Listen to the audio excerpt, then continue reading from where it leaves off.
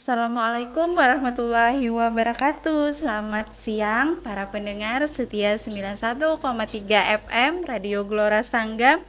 Radionya Urang Balangan. Frekuensi musik informatif dan edukatif.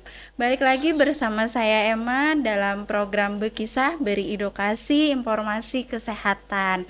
Dan hari ini spesial banget, Mitra Sanggam kita memperingati Hari Disabilitas Internasional dengan tema dari keterbatasan menuju kemandirian bersama rehabilitasi, dan tentunya bersama narasumber yang ahli di bidang ilmu kedokteran fisik dan rehabilitasi. Kita sapa dulu bersama beliau Dr. Najwa Wulandari, dokter spesialis kedokteran fisik dan rehabilitasi.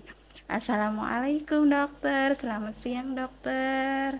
Waalaikumsalam, selamat Apa siang juga. apa kabar dok? Baik, alhamdulillah. Dokter ini luar biasa Mitra Sanggam. Beliau lulusan Fakultas Kedokteran di Universitas Lambung Mangkurat, Banjarmasin. Kemudian beliau meneruskan pendidikan di spesialis ilmu kedokteran fisik dan rehabilitasi di Fakultas Kedokteran Universitas Indonesia Jakarta. Sekarang beliau merupakan dokter spesialis di Rumah Sakit Umum Daerah Datu Kandang Haji Balangan dan di Rumah Sakit Umum Daerah Pembalah Batung ya dok, di Amuntai, dan kemudian di Klinik Mega Anugrah Amuntai. Luar biasa dokter, ilmunya luar biasa, pengabdiannya ya dok. Sebelum kita lanjut nih ke pembahasan, untuk Mitra Sanggam yang ingin bertanya langsung kepada dokter kita hari ini, pian bisa mengirimkan pertanyaan lewat WhatsApp di Radio Gelora Sanggam di 081356610976. Boleh bertanya seputar topik kita hari ini dengan tulis nama dan pertanyaan yang nanti bakal kita bisa bacakan. Jangan supan, jangan takutan, kirim aja pertanyaan ke WA kami di 081356610706. Oke, di segmen ini kita ngobrol santai dulu ya dok. Boleh diceritakan nih dok, dokter, apa yang membuat dokter memilih spesialis kedokteran fisik dan rehabilitasi? Apakah ada cerita nih dok di balik itu? Oke, baik. Terima kasih. Saya memilih kenapa ngambil spesialisasi ini, Iya. karena spesialisasi ini itu mencakup dari semua umur, dari anak-anak sampai dengan usia tua. Misalnya, kalau misalnya dari anak-anak, saya dulu kan kerjanya di puskesmas, dengan ketemu anak-anak dengan gangguan tumbuh kembang. Nah, di spesialis inilah yang akan membantu tata laksana pada pasien tersebut. Nah, kemudian tata laksana juga sampai yang pasien usia tua, contohnya yang sudah geriatrik, yang biasanya yang sudah keluhan sakit pinggang lah, sakit lutut lah, kemudian sakit bahu, atau bahkan ada yang penyakit lain seperti kayak stroke, ada stroke, ada osteoartritis. Nah, karena melihat ternyata pasiennya banyak dan dibutuhkan oleh kabupaten kita tercinta ini, oleh karena itulah saya memutuskan untuk mengambil spesialisasi ini. Oke. Eh, Sebenarnya kedokteran fisik dan rehabilitasi itu apa sih dok? Itu suatu ilmu sebenarnya yang dibahas, yang kita tangani adalah gangguan fungsi. Jadi gangguan bukan penyakitnya, lebih ke gangguan fungsinya. Misalnya pasien ada kelemahan ototnya karena misalnya akibat stroke, atau misalnya ada pasien yang tangannya ada keterbatasan sendinya, misalnya karena habis patah kah, atau misalnya pada pasien itu tidak bisa berjalan. Kalau anak-anak misalnya pada pasien tumbuh kembang. Nah, dari kita itu yang kita tangani. Jadi bagaimana kita memaksimalkan fungsi dari si pasien tersebut, targetnya sih supaya pasiennya mandiri. Oke. Apa pengalaman paling berkesan selama nih dokter menjalani pendidikan? Oh, menjalani pendidikan ya. Kalau menjalani pendidikan, karena waktu itu di Jakarta di RSCM, Iya, RSCM merupakan pusat rujukan dari seluruh Indonesia. iya. Jadinya pasien-pasien yang ke sana adalah entah pasien yang dari jauh dan dengan penyakit yang sangat kompleks. Jadi kalau untuk kesannya adalah jadi kita belajar bagaimana menata laksanai pasien secara komprehensif dengan tetap bagaimana secara bidang rehabilitasi dan juga bagaimana melihat bagaimana secara kompleksitas pasien tersebut dari berbagai macam penyakitnya. Baik. Menurut dokter, apa tantangan terbesar dalam membantu pasien menuju Mandirian. kemandirian? Iya. Tantangan terbesar. Yang pertama, kalau dari kami, dari segi rehabilitasi, itu menilai pasien secara menyeluruh. Jadi tidak cuma, oh ternyata sakitnya ini, tidak. Kita lihat juga, tadi kan masalah fungsi apa yang terjadi. Apakah misalnya pasien tidak bisa berjalan, atau pasien ada kelemahan, kemudian pasien tidak bisa berjalan. Nah, yang jangan dilupakan adalah faktor pasien itu sendiri serta faktor lingkungan. Nah, tantangan terbesarnya adalah kadang ada pasien yang nggak semangat. Maksudnya sudah menyerah dengan keadaannya. Atau tantangan yang lain adalah faktor lingkungan. Lingkungannya tidak mendukung. Misalnya, pasien tinggal sendirian, jadi tidak ada yang membantu. Sedangkan pasien eh, harus dibantu untuk aktivitas sehari-harinya. Kemudian juga selain faktor lingkungan, faktor lingkungan, faktor tempat tinggal juga. Kadang misalnya pasiennya nggak bisa jalan, tapi ternyata tinggalnya di lantai 2. Nah itu, jadi tantangan terbesar adalah bukan cuma pasien itu sendiri, tapi secara lingkungannya juga. Dokter bangga menjadi bagian dari dunia rehabilitasi. Ini apa yang membuat dokter bangga? Kebanggaannya adalah kita ketemu semua pasien, bisa berinteraksi dengan semua, dari pasien yang bayi, anak-anak yang bayi, bayi sampai dengan yang pasien usia tua, nenek-nenek, kakek-kakek, dan juga kita tidak cuma mencakup dari segi dari segi keluhannya pasien juga. Kadang kita juga nanyain, gimana di rumah Bu keadaannya, bisa jalan, keadaan di rumah gimana, bahkan sampai nanyain tinggalnya di mana Bu, tidurnya di mana, tidur di lantai apa tidur di kasur, atau malah WC-nya gimana Bu, WC duduk kah, WC jongkok kah. Nah semua hal itu harus dipertimbangkan dalam penentuan rehabilitasi. Iya. Supaya bisa lebih mandiri ya dok ya. Benar. Iya, oke. Sebelum kita masuk ke pembahasan, Iya. menurut dokter sendiri apa makna dari Hari Disabilitasi Internasional? Oke. Jadi Hari Disabilitas Internasional ini eh bagaimana kita mencakup pasien-pasien disabilitas. Bagaimana pasien disabilitas itu dapat beraktivitas secara mandiri, dapat secara berinteraksi dengan orang lain, tidak dipinggirkan, dengan didukung oleh baik lingkungan, masyarakat, pemerintah, semuanya. Oke, wah seru banget ya dengarnya. Benar. Ternyata di balik profesi dokter rehab itu banyak sisi emosionalnya Ya, dan masih. inspiratif ya dok. Ya. Terima kasih dokter atas penjelasannya. Nah dokter sebelum kita masuk lebih jauh ke topik kita break sebentar ya dok. Pendengar tetap di 91,3 FM Radio Gelora Sanggam, radionya Urang Bandung.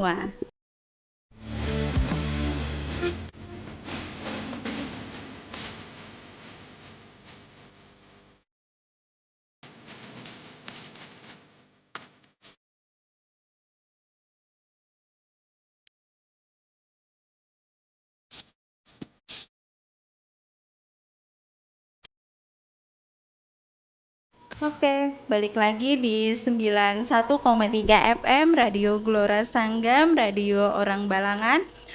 Dok, kita mulai masuk ke Ya. topik utama yaitu dari keterbatasan menuju kemandirian bersama rehabilitasi. Oke dok, sebenarnya apa saja bentuk rehabilitasi yang bisa membantu penyandang disabilitas menjadi lebih mandiri? Oke. Jadi ada beberapa memang untuk penyandang disabilitas. Jadi untuk penyandang disabilitas sendiri, layanan kesehatan untuk disabilitas itu sebenarnya sudah dimulai dari promotif, preventif, kuratif, dan rehabilitatif. Iya. Nah, khusus untuk promotif dan preventif itu sebelum orang menyandang disabilitas. Misalnya kayak ada KIE pada saat hamil, kemudian screening saat hamil, pemeriksaan laboratorium. Iya. Nah, khusus untuk rehabilitasi itu berperan di kuratif dan rehabilitatif. Nah, sebenarnya ada 4 rehabilitasi pada penyandang disabilitas, yaitu rehabilitasi sosial yang biasa dilakukan oleh Kementerian Sosial, kemudian rehabilitasi vokasional itu Kementerian yang Tenaga Kerja, kemudian rehabilitasi pendidikan. Nah, di kami itu adalah rehabilitasi medik. Iya, medik ya dok Iya, ya. benar. Jadi kalau untuk spesialis itu rehabilitasi medik. Iya. Oke. Eh, oke dok, sebenarnya apa saja bentuk rehabilitasi yang bisa membantu penyandang menjadi lebih mandiri, terus apa saja tahapan prosesnya dok? Oke. Jadi rehabilitasi medik sendiri itu merupakan suatu tim. Jadi terdiri dari saya sendiri sebagai dokter, kemudian timnya juga ada fisioterapis, okupasi terapi, terapi wicara, dan ortotik prostetik. Iya. Nah, pada penderita-penderita disabilitas ini tergantung jenis disabilitasnya apa. Jadi disabilitas sendiri itu ada macam-macam. Kalau berdasarkan undang-undang disabilitas itu ada disabilitas sensoris, misalnya kayak pasien tunawicara, tunagrahita, tunanetra. Atau ada juga pasien-pasien disabilitas intelektual, misalnya pada pasien-pasien yang gangguan disabilitas intelektual yang penurunan kecerdasan mental, atau misalnya pada pasien sindrom Down. Iya. Nah, kemudian ada juga pasien yang disabilitas mental. Nah, disabilitas ini misalnya pada pasien-pasien skizofrenia. Nah, kalau pada anak-anak misalnya pada pasien-pasien autis. Kemudian yang terakhir adalah disabilitas fisik. Nah, fisik ini tergantung misalnya apakah pasiennya ada kelemahan kah, kelemahan anggota gerak, misalnya kalau anggota ke bawah, atau kelemahan separoh, atau ada amputasi. Nah, pada pasien-pasien yang itu, kemudian kita akan lakukan asesmen masalah fungsi yang terjadi pada pasiennya itu apa. Oke.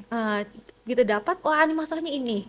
Nah, dari situ nanti kita bersama tim akan memberikan tata laksana secara komprehensif kepada pasien yang melibatkan keempat tim tadi, dari fisioterapis, okupasi terapi, terapi wicara, dan ortotik prostetik. Oke. Berarti nih kalau di rumah sakit Tetu Kandang Haji lengkap ya dok? Sayangnya saat ini masih belum lengkap, masih baru Oh, ada oke. fisioterapis. Tapi dengan rencana pembangunan gedung baru, Iya. rencananya kita akan melakukan menambah ruangan yang akan mencakup semua itu. Mudah-mudahan Oke. saat gedung barunya sudah jadi, kita punya okupasi terapi sendiri, kemudian punya ortotik postek sendiri, dan terapi wicara sendiri, baik yang dewasa maupun yang anak. Mudah-mudahan. Mudah-mudahan dok ya. Iya, Wah, menarik sekali. Dok, ternyata rehabilitasi bukan cuma mengobati, tapi ya, memaksimalkan kemampuan ya dok. benar. Apakah semua pasien bisa mencapai kemandirian nih dok? Nah, tergantung pasiennya itu sendiri. Keadaan dia pada saat awal kena. Tapi biarpun pasien tidak mandiri, setidaknya kita lihat apa sih yang bisa dilakukan. Kita jangan melihat apa yang hilang, defisit yang hilang. Oh, pasien nggak bisa jalan, ototnya lemah. Tapi apa sih yang bisa dilakukan oleh pasien? Misalnya, pasien tidak bisa jalan, tapi kekuatan ototnya cukup. Misalnya pakai tongkat. Ya, harapannya bisa jalan tapi pakai tongkat. Iya. Lebih baik daripada pasiennya nggak bisa jalan sama sekali. Benar. Benar ya dok. Apa semua pasien itu banyak nih dok orang yang masih berpikiran Ya, rehabilitasi itu cuma buat orang yang sedang sakit berat katanya atau lagi cedera. Sebenarnya apa sih fokus utamanya nih dok? fokus utamanya adalah pengembalian fungsi. Jadi tetap tergantung bagaimana masalahnya yang terjadi pada pasien tersebut. Kadang banyak juga pasien kami keluhannya nyeri.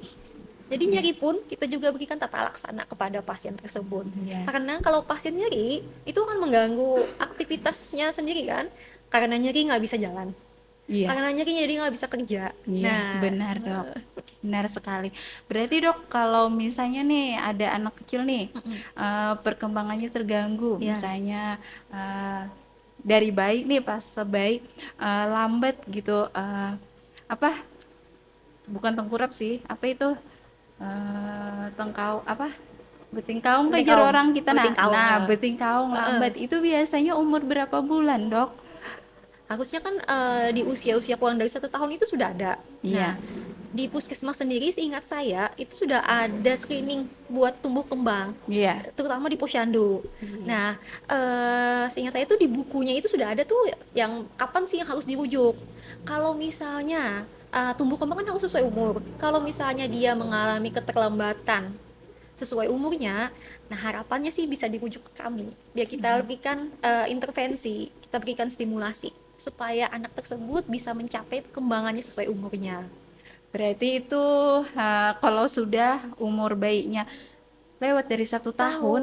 Oh ya, oke dok. Kebetulan nih anak saya dok kembar nih. Oke. Jadi anak saya itu sudah 10 bulan nih dok. Heeh. Tapi belum bisa dok. Cuman sudah bisa apa? Bokunyung kajar orang kita Oh, sudah tuh. puyeng. Oh, udah bisa, udah ada Iya, gerakan. iya. Wah. Itu normal aja kak dok? Oh, ya distimulasi aja. Oh iya. Berarti harus sering Iya. distimulasi, bergerak-gerak gitu ya dok Iya, ya, jangan olahraga. jangan dibiarkan cuma duduk, cuma baring aja. Iya, benar dok. Masalahnya keduanya nih dok. Dua-duanya. Iya.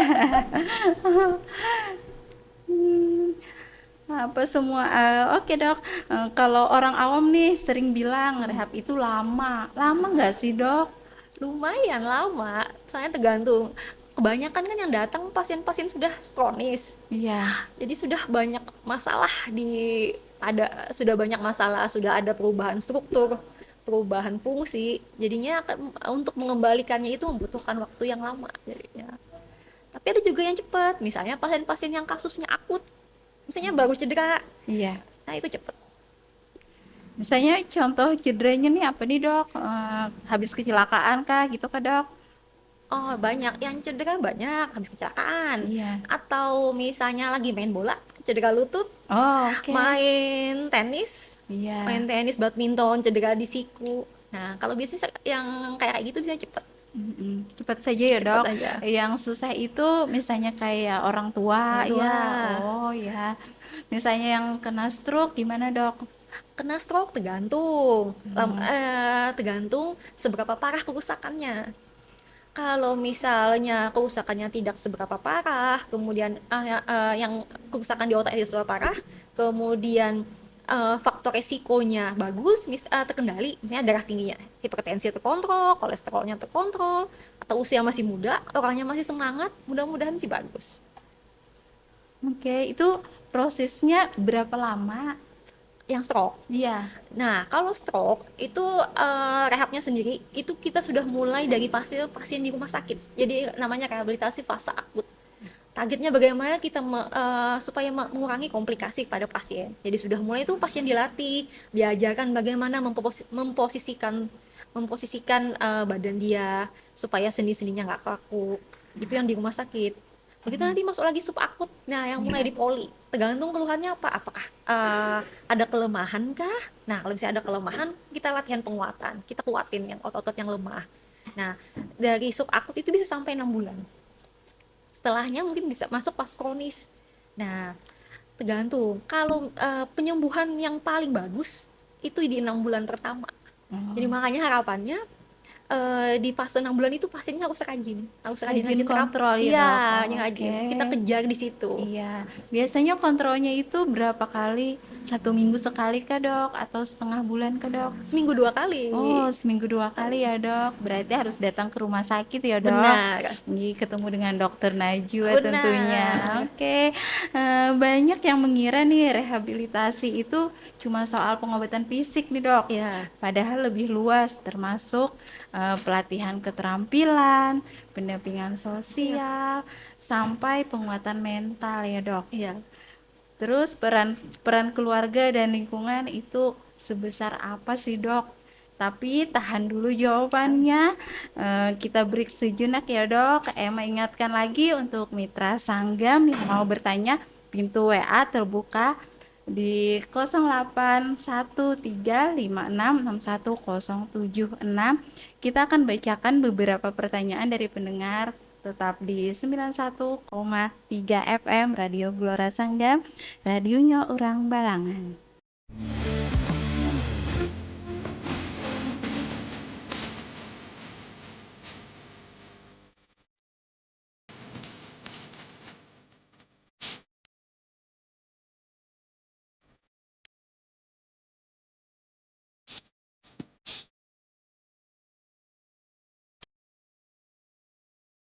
Baik, kembali lagi nih di 91,3 FM. Kembali ke pertanyaan sebelumnya nih dok, peran keluarga dan lingkungan itu sebesar apa sih dok? Oh, peran keluarga lingkungan sangat besar sekali. Iya. Misalnya pasiennya semangat nih, mau coba, mau berlatih, tapi ternyata atau misalnya mau berobat ke rumah sakit, tapi misalnya keluarga tidak mendukung, tidak ada yang ngantar, tidak ada yang mengajarin di rumah, nah itu akan sangat kasihan pasiennya. Jadinya program yang diberikan juga tidak bisa jalan. Jadi ada beberapa program kami yang memang latihannya kan harus dibantu oleh keluarga. Misalnya dibantu atau diawasi. Misalnya pasien-pasien stroke tadi, saya mau latihan jalan, Iya. tapi nggak mungkin sendirian, risiko jatuhnya besar. Iya. Jadi harus ditemenin, diliatin. Nah kalau misalnya keluarga tidak ada, nanti ada risiko jatuh, pasiennya malas latihan karena nggak ada yang ngawasin. Kemudian faktor lingkungan, misalnya lingkungan ini, misalnya bangunan. Contohnya pasien mau jalan, kalau tidak ada pegangan di samping dinding handrail, nah itu kan susah juga. Iya. Atau misalnya pasiennya sulit ngangkat kaki, rumahnya ada undakan, Iya. ya ada tangga-tangga kecil, nah itu kan bakal susah juga. Jadi makanya faktor keluarga dan lingkungan itu sangat penting dalam penanganan pasien-pasien dengan disabilitas ini. Betul, betul sekali ya Ya, dok. Berarti ini harus didukung penuh ya dok oleh benar, keluarga serta lingkungan benar, orang-orang terdekat benar. ya dok. Baik, kita masuk ke pertanyaan WA nih dok. Dari Mitra Sanggam, ini ada pesan. Siang dok, saya Rusita. Kalau saya malas gerak dok, bisa direhabilitasi juga nggak? Soalnya saya suka banget rebahan. Oh jangan, rebahan. Nah, masalahnya adalah orang yang suka rebahan kan istilahnya sedenter. Iya. Nah, sedenter itu akibatnya banyak. Satu, kadang bisa bikin sakit, nyeri karena kelamaan baring, Iya. kelamaan duduk, atau kebugarannya jadi jelek. Jadinya pada saat beraktivitas, mau coba jalan kah, pas tiba-tiba misalnya mau ikut acara lomba lari di kampung, Iya. pasti mudah lelah. Jadi, nah harapannya adalah harus mulai beraktivitas. Eh, Aktivitas yang sederhana aja dulu. Misalnya mulai latihan olahraga. Targetnya kalau bisa 30 menit sehari. Nah, aktivitas itu 150 menit dalam seminggu. Jadi bisa nih setengah jam sehari. Jadi pagi-pagi misalnya jalan dulu, jalan-jalan pagi, sepedaan, kemudian bisa jalan, bisa sepeda atau mau lari juga boleh. Yang penting ada aktivitas. Jadi Rehabilitasi sih, ya kalau misalnya masih bagus-bagus aja, latihan di rumah aja, nggak usah ke rumah sakit. oke, latihan dulu ya dok ya, di Iya, rumah aja olahraga gitu dok, olahraga. iya pagi-pagi jalan Ya, ya. Nah Mitra Sanggam, dengar itu saran dari dokter, terus jangan pura-pura kada mendengar. Baik, ada lagi nih dok pertanyaan. Assalamualaikum, siang dok, mau tanya, sebenarnya mana yang lebih penting dalam mendukung difabel dok? Akses, fasilitas, atau perubahan sikap dari masyarakat. semuanya penting dan semuanya berperan. Jadi memang masyarakat harus bisa menerima juga pada pasien-pasien dengan disabilitas ini, memahami bagaimana kekurangannya mereka. Nah, akses juga harus didukung. Misalnya kalau kayak di jalan di trotoar kan yang ada penanda yang kotak-kotaknya yang Iya, itu. Kemudian akses yang lain misalnya toilet yang besar yang bisa kursi roda mudah masuk. Kemudian misalnya toiletnya pakai toilet duduk, jadi pasiennya mudah mudah berdiri, mudah duduk. Kemudian ada pegangannya. Nah, semua itu penting. Oke, jadi harus difasilitasi ya dok, Ya, disabilitas ini. Oke, terus ada pertanyaan yang lucu nih dok. Dari Nonama nih dok. Kalau terapi yang paling cocok katanya untuk saya yang suka patah hati, apa nama terapinya dok? Ada kah dok? rehabilitasi cinta ya. Iya, mungkin ada kah dok? Ada kah Belum dok? ada. Oh, belum ada. Oke. Kecuali akibat patah hati sudah Ya. menimbulkan masalah mental. Nah, Nah, itu beda lagi. iya, itu ke spesialis kejiwaan Ah, ya, Dok? Oh, benar. iya. Bukan ke tempat dokter Najwa ya. Benar. Oke. Oh. Baik, Mitra Sanggam, kita sudah ada di penghujung program Bekisah nih hari ini. Tapi sebelum kita pamit, izin break sejenak. Jangan kemana-mana, tetap di 91,3 FM Radio Glora Sanggam, radionya Urang Balangan.